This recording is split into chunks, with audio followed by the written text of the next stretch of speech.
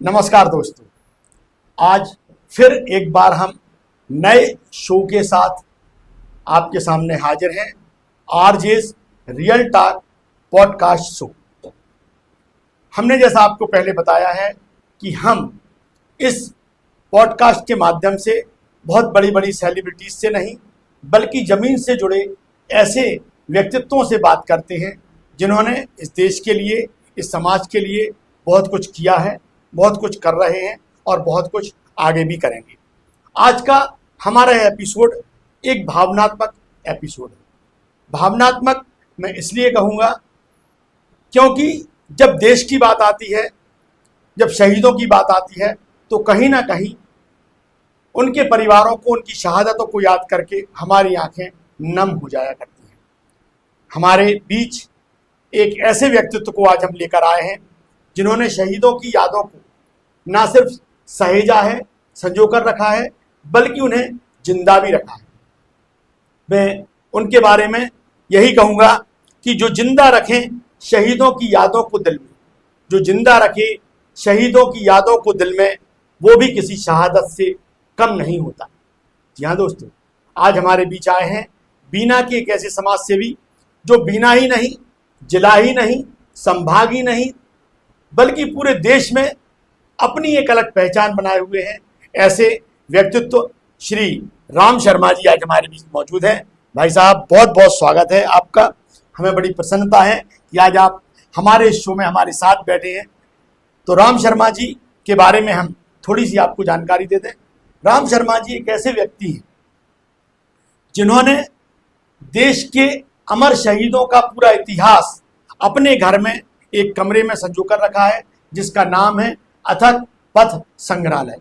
पूरे देश से अलग अलग लोग आते हैं, इनके संग्रहालय को देखते हैं, जिनमें शहीदों की यादें, शहीदों के द्वारा यूज की गई वस्तुएं, उनकी ओरिजिनल राइटिंग और भी ना जाने क्या क्या, एक पूरा शहीदों का संकलन राम भाई साहब के पास मिलेगा। इसीलिए हम इन्हें कहते हैं कि राम भाई साहब को बीना में या आसपास के क्षेत्रों में कहा जाता है कि एक जिंदा शहीद जो शहीदों की यादों को संजो कर रखते हैं। तो भाई साहब, आज के इस पॉडकास्ट शो में हम एक बार फिर आपका स्वागत करना चाहते हैं। हम इस समय, आप यकीन नहीं मानेंगे, रोंगटे खड़े हैं हमारे। हम बड़े प्रफुल्लित हैं कि आपके बहुत सारे इंटरव्यू हुए, कई चैनल वालों ने, बड़े बड़े न्यूज़ चैनलों ने आपके इंटरव्यू निकाले, आपको बहुत मान सम्मान दिया, लेकिन हमारे इस छोटे से शो में आपका आना और आपका बड़ी सहजता के साथ हमारे इस आमंत्रण को स्वीकार करना, ये हमारे लिए निश्चित रूप से गौरव की बात है। तो सब आपसे यही पूछना चाहेंगे कि जो राम शर्मा जी हैं, आचार्य हैं, शिक्षक हैं, पढ़ाते हैं, तो आपका जो बचपन है, आपकी शिक्षा दीक्षा है, आपकी समाज सेवा है, इन सब की शुरुआत कैसे हुई, आप थोड़ा सा हमें जानकारी दीजिए। बहुत बहुत धन्यवाद राजेश जी। मूलतः पेड़ कितना भी बड़ा हो जाए, बीज का अस्तित्व कब नहीं होता। बहुत से वृक्ष रहते हैं जिनकी पूजा हो जाती है, लेकिन मुझे लगता है कि आंगन की तुलसी का भी महत्व कम नहीं रहता। तो आंगन की तुलसी का काम आप सब लोग ऐसे काम कर रहे हैं, निश्चित तौर पर आप सबको बहुत बहुत बधाई है। और अपनी माटी को, अपनी आंगन की तुलसी को हमें सबको जरूर प्रणाम करना चाहिए। शुरुआत की कोई ऐसी तारीख नहीं है जिसे हम कह दें, लेकिन पता ही नहीं चला कि इस यात्रा में कितना समय निकल गया, पर मुझे लगता है लगभग 35 से अधिक वर्ष तो हो गए होंगे। राष्ट्रकवि श्रीकृष्ण सरल ने जो पंक्ति कही है, प्रेरणा यदि शहीदों से हम नहीं लेंगे तो जवानी ढलती हुई सांझ हो जाएगी, और वीरों की पूजा यदि हम नहीं करेंगे, यह सच मानिए वीरता बांझ हो जाएगी। बहुत बढ़िया। तो ये निश्चित तौर पर हम सबको पूजा करने का हम सबका दायित्व है, और वह दायित्व बिल्कुल ईश्वर के समान है। जिससे हम ईश्वर की पूजा करते हैं, वैसे हमारे ये राष्ट्र पुरुषों की पूजा करने का हमारा दायित्व है। यदि हमारा ये राष्ट्र नहीं होता, देश नहीं होता, तो निश्चित तौर पर ये परमात्मा भी नहीं होते, और हम उनकी पूजा सहजता से तो नहीं कर पाते। बस अब हम ये जानना चाहते हैं कि आपको इन सब चीज़ों की प्रेरणा कहाँ से? हाँ, प्रेरणा मैंने जैसा बताया कि राष्ट्र के महान कवि, जिन्हें हम श्रीकृष्ण सरल के नाम से जानते हैं, उन्होंने क्रांति के लेखन के लिए 21 लाख किलोमीटर की यात्रा की। 1828 क्रांतिकारी परिवारों में उनका जाना हुआ। उन क्रांतिकारी परिवारों में केवल जाना नहीं हुआ, उन सबसे मिली और प्रत्यक्ष भेंट करके चर्चा की। राष्ट्रकवि श्रीकेश सरल जी उन जेलों में भी गए जिनमें क्रांतिकारियों ने अपने दिन व्यतीत किए। उन्हें इसके लिए अपनी पुस्तकें वगैरह भी देना पड़ी, और तो और अंडमान निकोबार की काला पानी की जेल में भी उन्होंने एक रात्रि व्यतीत की और ये प्रयास किया कि यार आखिर क्रांतिकारियों का जीवन कैसे बीतता होगा जेल में। तो इन सब के लिए उन्हें अपने परिवार की जो संपत्ति है, चल अचल संपत्ति बेचना पड़ी, और तो और पत्नी के गहने, वस्त्र इत्यादि भी बेचना पड़े। और उन्होंने इस कार्य हेतु 21 लाख किलोमीटर की यात्रा करके 16 महाकाव्य सहित 127 पुस्तकों का सृजन किया।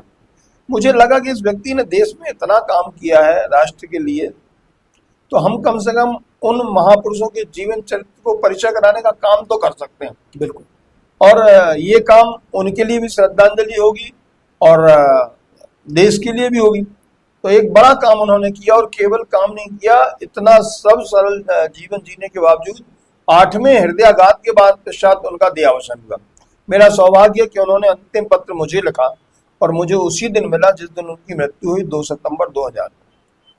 मैं उन्हें प्रणाम करता हूं और लगा कि नहीं, हम कुछ तो कर सकते हैं। तो कुछ करने का उद्देश्य लेके हम समाज में गए और आज अपने आप में गर्व महसूस होता है कि हमने कोई अच्छा काम किया। श्री कृष्ण सरल जी जो राष्ट्र कवि रहे हैं, उनसे आप प्रेरित हुए हैं, उन्हीं को देखकर आपने ये सब चीजें शुरू की। भाई साहब, इसमें एक प्रश्न ये बनता है कि जब आपने ये सब चीजें शुरू की तो कहीं ना कहीं एक चैलेंजिंग था, हम कैसे ये सारी चीजें एकत्रित करेंगे। तो इसके लिए उन्होंने इतनी यात्राएं की, आपने कितनी यात्राएं? यात्रा का ठीक ठीक तो नहीं, लेकिन हाँ लगभग अभी तक मैं 300 से अधिक स्थानों पर शहीदों क्रांतिकारियों के दुर्लभ चित्र और दस्तावेजों की प्रदर्शनी लगा चुका हूँ। लगभग 14 राज्यों में मैंने ये प्रदर्शनी लगाई है, और छोटे बड़े महानगर के अलावा अपने शहर में भी। मैंने आमतौर पर जो विद्यालय हायर सेकेंडरी स्कूल देखे हैं उनमें, जिससे क्या है, आज सबसे महत्वपूर्ण बात है देश की बाल युवा पीढ़ी को महापुरुषों के जीवन चरित्र से परिचय कराना।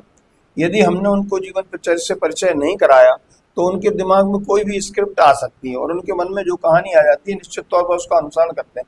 हमारे देश में ऐसे बहुत से लोग हैं, चाहे महात्मा गांधी लोग हों या अन्य लोग हों, जिन्होंने राजा हरिश्चंद्र की कहानी सुनी, उन्होंने सत्य की प्रेरणा ले ली। तो ये कहीं ना कहीं बाल मन में यदि ये बात आ गई कि नहीं, हमें इन जैसा बनना है, तो व्यक्ति के लिए कोई लक्ष्य। आज बहुत अच्छे फिल्मी दुनिया के नायक हैं जो बहुत अच्छा काम करते हैं देश की हिस्ट्री में, लेकिन समाज के लिए कुछ नहीं करते। पता चला अच्छे नायक हैं और 10-10 रुपए के पाउच गुटके बेचते फिरते हैं या उनका विज्ञापन करते हैं।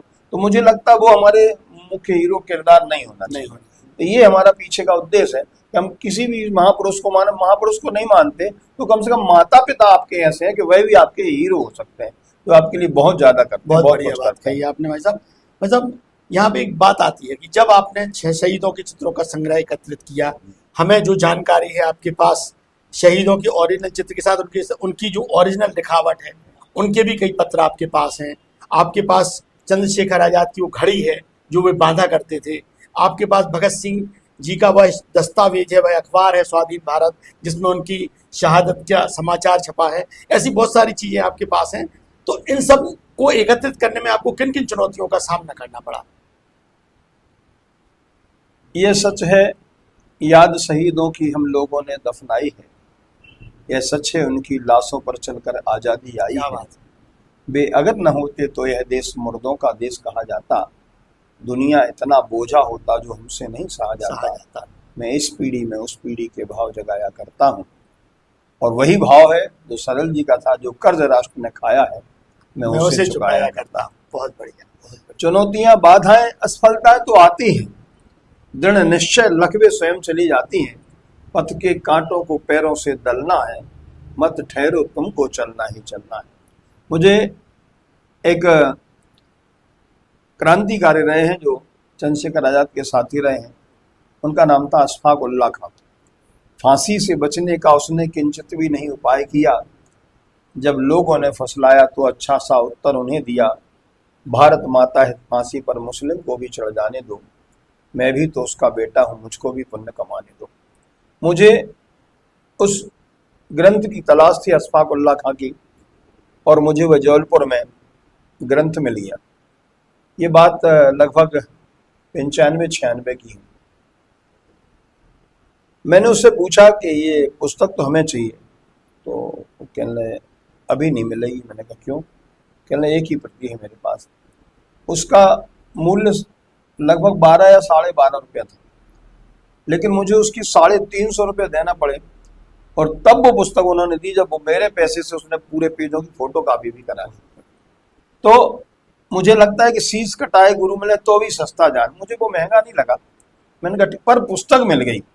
उस समय उस महाकाव्य की प्रतियां सरल जी के परिवार में भी नहीं थी, तो मुझे उस समय बड़ा अच्छा लगा कि ठीक है, ये सब धन तो आता जाता रहेगा, लेकिन एक चीज हमारे संग्रह में आ गई। तो बस ऐसे संग्रह बढ़ता गया। कुछ बहुत सरल कि आपको इतनी आवश्यकता, क्योंकि अशफाकुल्ला खां जब शहीदों के नाम आते हैं तो तमाम हिंदू शहीदों के नाम आते हैं, लेकिन अशफाकुल्ला खान भी एक ऐसे शहीद हुए हैं जिन्होंने हंसकर इस देश के लिए प्राणों का बलिदान दिया। तो क्या आपको लगता है कि आज वर्तमान के परिवेश में और पुरानी जो देशभक्ति की भावनाएं इन लोगों में थी, उनमें कहीं ना कहीं कुछ चेंज आ रहा है? बहुत बड़ा अंतर आया है। उस समय त्याग की भावना थी, अब त्याग की भावनाएं कम है मुझे लगता है, अब भोग की भावनाएं ज़्यादा है। हम कैसे हासिल कर सकते हैं उसके लिए हमें चाहे स्वयं को, परिवार को, राष्ट्र को भी बेईमान कहना पड़े तो लोग ऐसा कह के भी धन अर्जन की अपनी तैयारियां करते हैं। राष्ट्र प्रेम ऐसा नहीं है कि समाप्त हो गया है, लेकिन कहीं ना कहीं उसमें कमी आई है, और ये राष्ट्र के हित में कतई नहीं।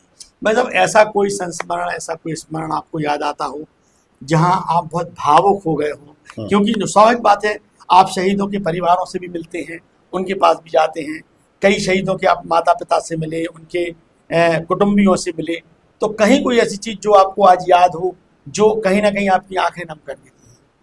हाँ, ये बहुत अच्छी बात आपने कही। ऐसे कई प्रसंग आए, लेकिन एक प्रसंग है उसमें सरदार अपने सुभाष चंद्र बोस के साथी और विश्वसनीय साथी कर्नल गुरुबख्श सिंह ढिल्लन, उनके गांव जाना हुआ।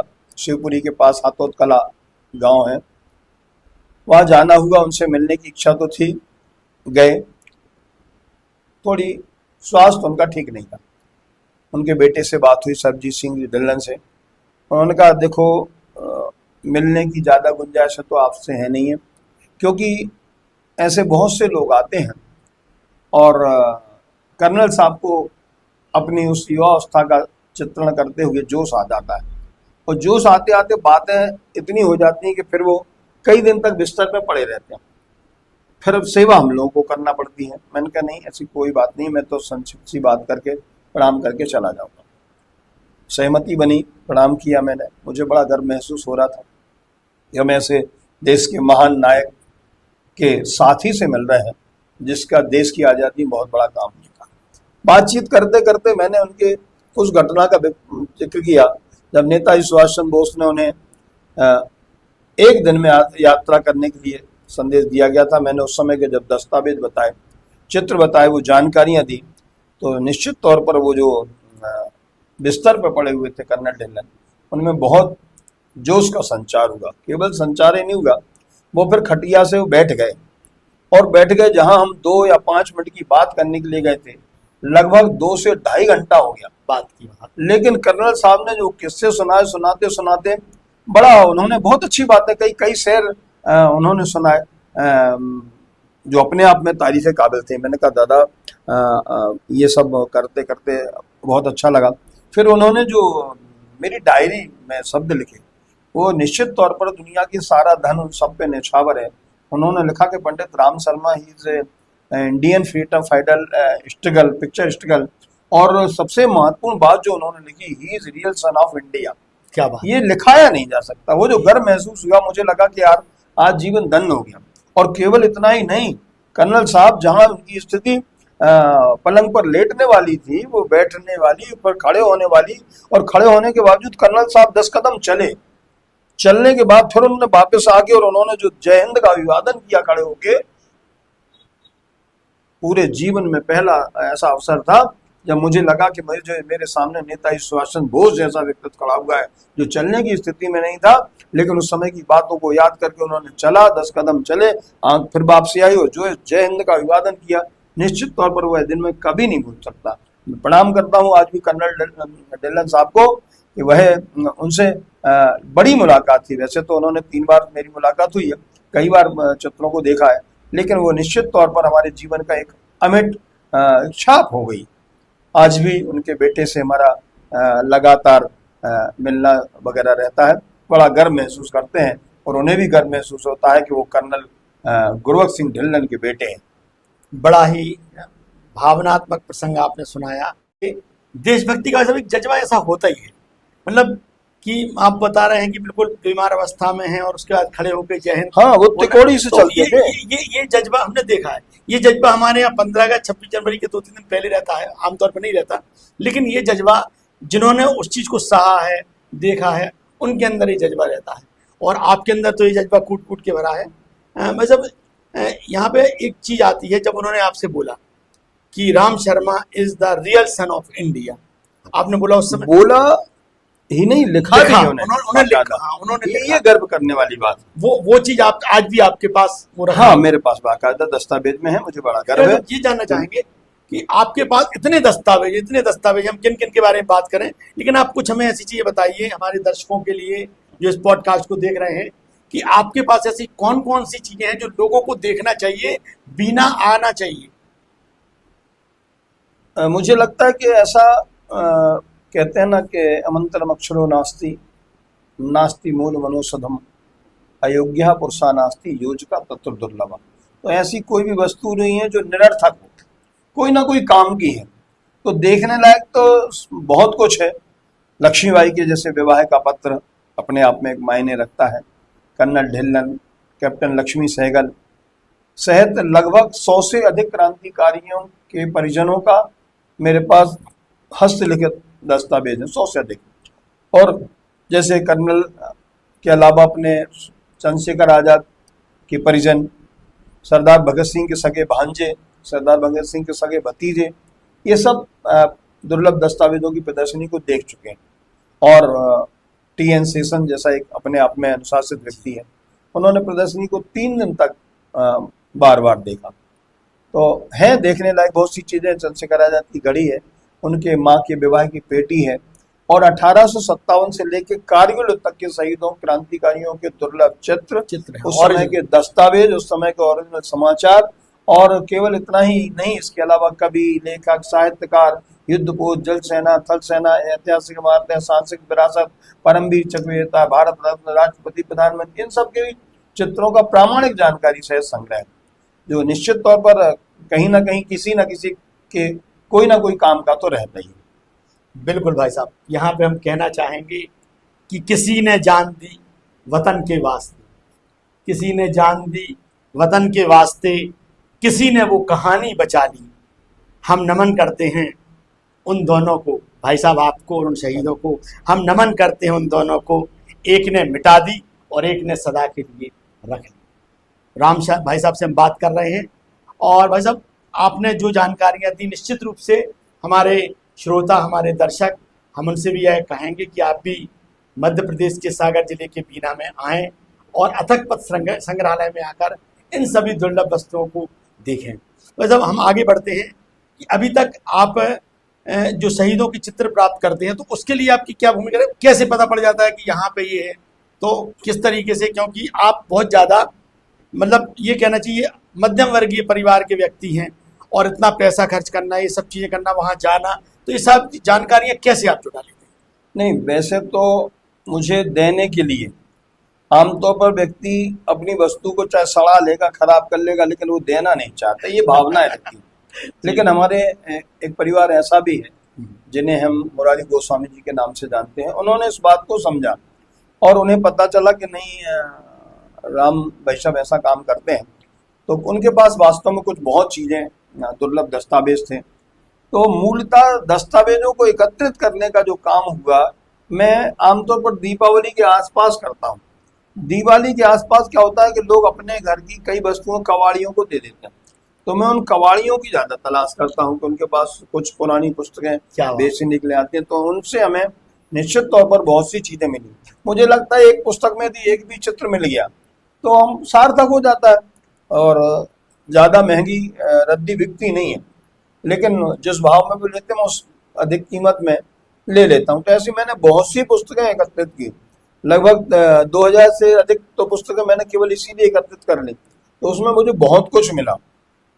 कई पुस्तकें अब जैसे कहीं भी हम सागर जाए या अन्य जगह पुस्तकालय में जाए तो हम वहाँ ऐसी चीजें ढूंढते हैं, वहाँ पूछते हैं कि आपके पास कोई ऐसी चीज है तो क्या, तो ऐसी हम एक उत्सुकता रहती है आपके अंदर कि कहाँ पे क्या चीज मिल जाएगी, और कुछ ना कुछ मिल भी जाता मिल भी जाता है। है कि नहीं। अच्छा भाई साहब, एक जानकारी आई थी कि आचार्य श्री विद्यासागर जी महाराज जो इस समय समाधिस्थ हो चुके हैं, उन्होंने भी आपकी इस प्रदर्शनी को देखा है और सराहा है, उसके कुछ चित्र भी हमने देखे थे, तो वो क्या कहा? मैं तो उस दिन को बड़ा जीवन को धन्य मानता हूँ जब मुझे उस कार्यक्रम में संयम स्वर्ण महोत्सव के 50 वर्ष पूरे हो गए थे जी, तो मैंने बड़ा गर्व महसूस किया वहां जाने का। गर्मी का मौसम था, उस दिन गर्मी बहुत थी, अक्टूबर का महीना था। मुझे लगा कि आचार्य श्री ने 50 वर्ष से वस्त्र, मिठाई, बिजली इन सब का उपयोग नहीं किया, तो मुझे एक अच्छी होटल में ठहराया गया था, मैंने उस होटल का त्याग किया। मैं कहा नहीं, हम जिस उद्देश्य को लेके आए हैं अब आज तो हम वहीं रहेंगे। जहाँ प्रदर्शनी लगाना थी वहां मैं आ गया, और मौसम ऐसा अनुकूल नहीं था, बहुत अच्छी ऐसी घास वास थी, बहुत मच्छर वगैरह थे, बहुत ज़्यादा परेशान कर रहे थे। पर मैंने कहा यार सोचो, हमें आज एक दिन की परेशानी झेलने में इतना कष्ट हो रहा है। गर्मी में मैंने वहाँ जो कैंपर रखे थे उनको पानी का उड़ेल लिया मैंने, उसके बावजूद भी इतनी गर्मी थी। लेकिन ईश्वर की कृपा हुई कि दूसरे दिन संकल्प जी सिंगई के माध्यम से आचार्य श्री का आगमन पूरे मुनि संघ सहिता हो गया। उन्होंने पूरी प्रदर्शनी देखी, एक दिन प्रदर्शनी का कार्यक्रम देखा, दूसरे दिन वार्ता का कार्यक्रम रखा, तीसरे एक दिन उन्होंने व्यक्तिगत रूप से चित्र देखे। तो मैंने उनको एक पुस्तक दिखाई जो आज वर्तमान समय में 172 साल पुरानी हो गई। उसमें कक्षा पहली की पुस्तक थी, उसमें लिखा था विद्यार्थी की पहली पुस्तक। तो मैंने आचार्य श्री को जब पढ़ाई तो उन्होंने एक एक पेज का उसका अवलोकन किया और बातचीत करते हुए बताया कि हम लोगों के यहाँ आ ऐसे बनाते थे, हमारे यहाँ हिंदी में ऐसे लिखा जाता था। उन्होंने पूरा एक एक पेज उसको पलट के देखा, फिर शहीद क्रांतिकारियों की चर्चा तो हुई, दस्तावेज भी देखे, भगत सिंह की फांसी के दिन समाचार और उससे जुड़ी हुई दस्तावेजों को देखा।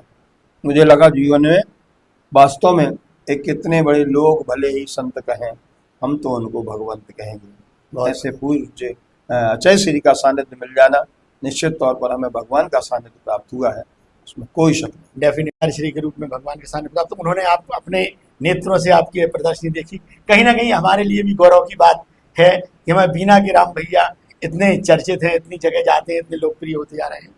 मतलब जब आप किसी शहीदों के परिवारों से मिलते हैं, आपने बताया कर्नल ढिल्लन जी तो चलिए उनके मित्र थी, हमने देखा है जहाँ पर सुभाष चंद्र बोस चंद्रशेखर आजाद बम बनाते थे, वो जगह आपने देखी है, उनके साथ जो मलकापुर जी थे उनसे आप मिले हैं, आप शहीदों के रिश्तेदारों से मिले हैं जी, तो जब उनसे मुलाकात करते हैं तो आपकी उस समय फीलिंग्स क्या होती है? उससे अच्छा दिन तो कुछ हो ही नहीं सकता है। मुझे लगता है कि दुनिया के सारे सम्मान उस समय बौने हो जाते हैं। जिसने चंद्रशेखर आजाद के साथ जीवन व्यतीत किया हो, और चंद्रशेखर आजाद एकमात्र व्यक्ति को अपनी माँ से मिलाने ले गए थे, जगरानी देवी से। उन्होंने कहा, माँ ये मेरा मित्र है सदाशिवराव मलकापुरकर, हम उसे सद्दू सद्दू कहते हैं, ये आज मैं आपसे भेंट कराने आया हूँ। सबसे महत्वपूर्ण बात है कि मैं रहूं या ना रहूं, ये आपके पास आते जाते रहेंगे, और हुआ भी वही। 27 फरवरी 1931 को इलाहाबाद के अल्बर्ट पार्क में चंद्रशेखर आजाद शहीद हो गए, अपनी अंतिम गोली अपनी कनपटी में मार ली। अब उसके बाद जब सदाशिवराव मलकापुरकर को पता चला तो वहां पहुंचे, बात कराते समय उन्होंने देखा, मलकापुरकर ने जब परिचय करा रहे थे आजाद जी कि माँ की हाथ की 2 उंगलियां बंधी हुई। उन्होंने माँ से पूछा, माँ तुम्हारी उंगलियां क्यों बंधी हैं?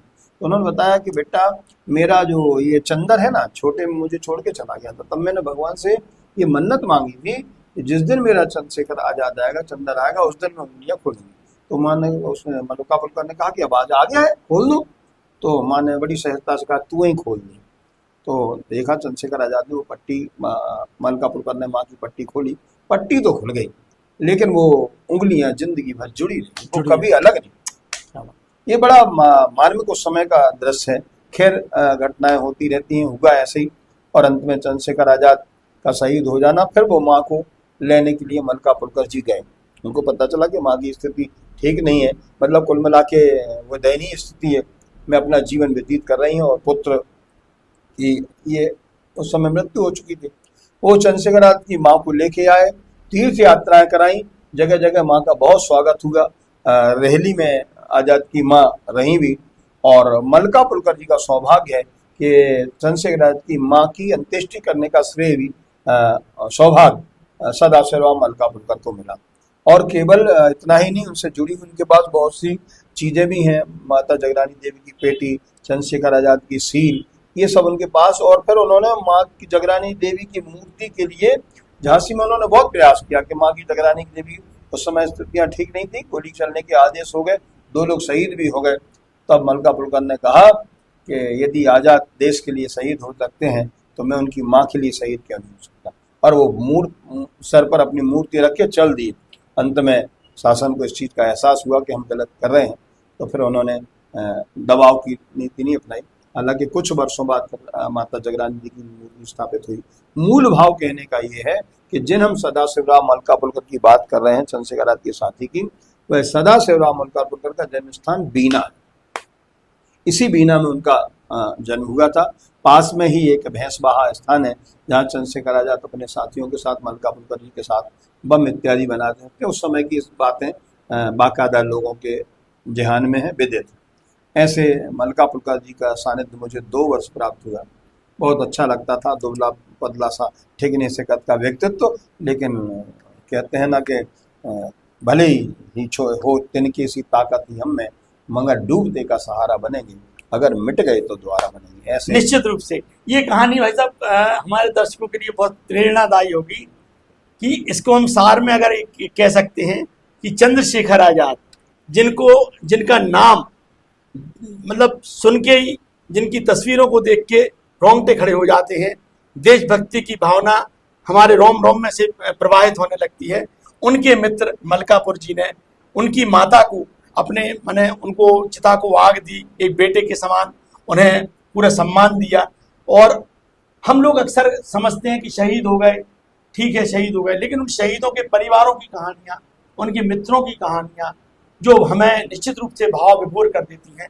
ये आपने जो आज स्टोरी सुनाई है, निश्चित रूप से हमारे दर्शकों को भी कहीं ना कहीं लग रहा होगा कि शहीद केवल अकेला एक व्यक्ति शहीद नहीं होता भाई साहब, ऐसा कहा जाता है। उसके साथ उसका परिवार, उसकी पत्नी, उसकी माँ, उसकी बहन, उसके भाई, ये सब भी शहीद हो जाते हैं। पूरी एक पीढ़ी शहीद हो जाती है। पूरी एक पीढ़ी शहीद हो जाती है। आप से हमारे प्रकल्प को आप भविष्य में किस रूप में ले जाना चाहते हैं, आगे आपकी क्या योजना है? नहीं, मैं निश्चित तौर पर इन सब के लिए मुख्य मार्ग पर, जिससे लोग सरलता से, सहजता से इसको देख सकें। अभी हमारे पास संग्रह बहुत है, इतना संग्रह है कि अभी हमें उसे सुरक्षित करने की सबसे पहली तो प्राथमिकता है कि हम उसे सुरक्षित करें। हालांकि हम फिर भी धन्यवाद देंगे, कुछ लोगों को लिए व्यक्तिगत रूप से देना चाहिए, नाम की सूची बड़ी है, लेकिन उसमें हजारों चित्रों को लेमिनेशन कराने का सहयोग हमारे गौरव भैया ने किया, गौरव जी सिरोटिया ने। ये उनका बड़प्पन है।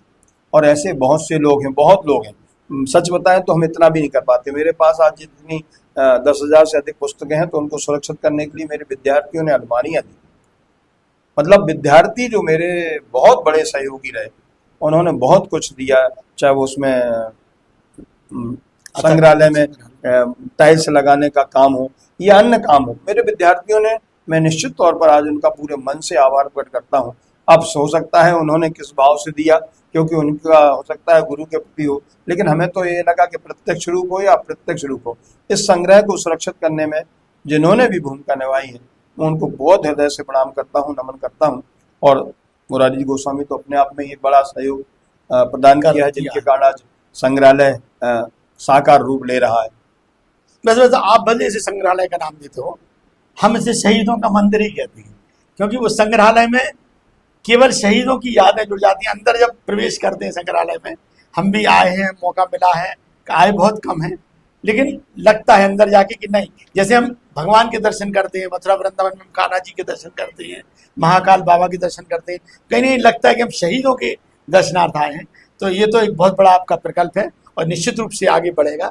अंत में हम आपसे ये जानना चाहेंगे कि आप युवाओं को देशभक्ति और देशभक्तों शहीदों के सम्मान के लिए क्या संदेश देना चाहेंगे? सरल जी ने तो बड़ी स्पष्ट बातें कही हैं कि राष्ट्र के श्रृंगार मेरे देश के साकार सपनों, देश की स्वाधीनता पर आँच तुम आने न देना, जिन शहीदों के लहू से लहलहाया चमन अपना, उन वतन के लाड़लों की याद मुरझाने न देना। बहुत तुम न समझो देश की स्वाधीनता यूं ही मिली है, ऐसे ही नहीं मिलेगी जो आज के बच्चों को मोबाइल माताएं या पिता पकड़ा देते हैं सहजता में और बस फिर।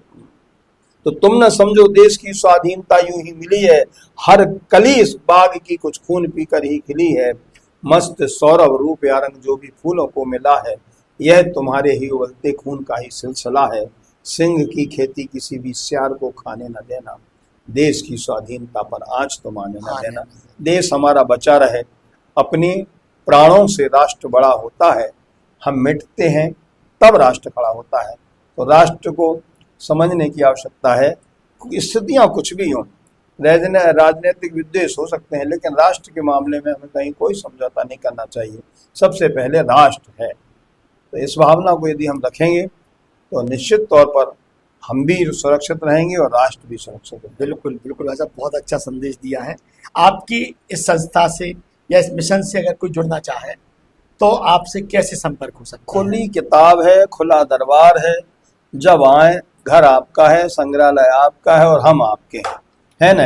ये उसमें कहीं कोई बहाने का नहीं है कि आज हम नहीं है कल नहीं है, बिल्कुल आप कभी भी आ सकते हैं संग्रहालय के लिए, देखने के लिए भैया, नहीं तो क्या होगा, धरे धरे खराब हो जाएगा। तो ये देखने के लिए देखना चाहिए, अवश्य देखना चाहिए, अवश्य देखिए, देखनी होगी, है ना। और फिर बाकी सब राम राज्य। बिल्कुल, राम भैया आए हैं, आज हम उनके लिए यही कहना चाहेंगे कि स्वतंत्रता का अमर रहेगा वह संग्राम, स्वतंत्रता का अमर रहेगा वह संग्राम, शहीद हो गए देख ना सके सुनहरी शाम, आने वाली पीढ़ी उन पर नाच करेगी, आने वाली पीढ़ी उन पर नाच करेगी, कुछ भी दे ना सके महज ले लेते हैं नाम, कुछ भी दे ना सके महज ले लेते हैं नाम।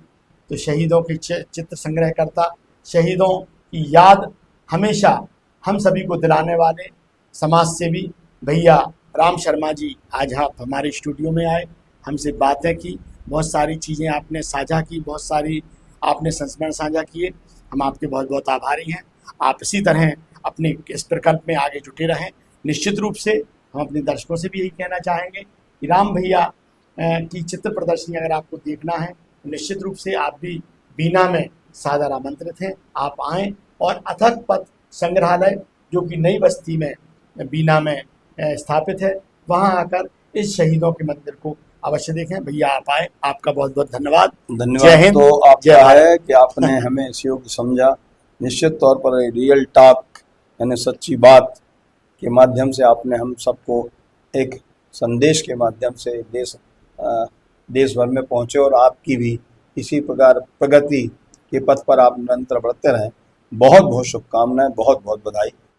तो ये थे राम शर्मा, जिन्हें हम जिंदा शहीद का दर्जा देते हैं, जिन्हें हम मानते हैं कि वे शहीदों के लिए और इस देश के लिए बहुत कुछ कर रहे हैं। राम शर्मा जी का यह साक्षात्कार, यह पॉडकास्ट शो आप सभी ने देखा।